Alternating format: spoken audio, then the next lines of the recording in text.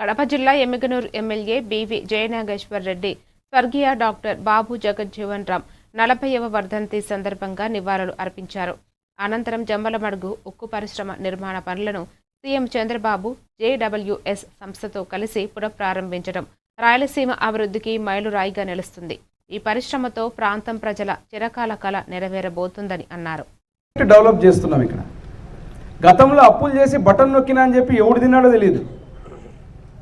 రామకృష్ణ గారు ఎమ్మెగనూరుకు వచ్చినప్పుడు డిఫరెన్స్ చూసింటాడు. ఆయన ఎట్లా ఉంది రోడ్డు, ఎట్లా ఉంది సర్కిల్.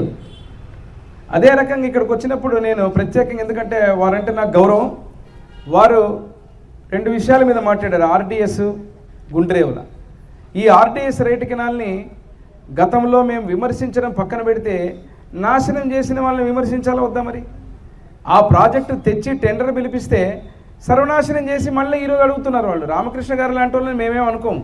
వాళ్ళు ఏదైనా చెప్పినా సమస్య సహేతుకంగా ఉన్నప్పుడు స్వీకరిస్తాం.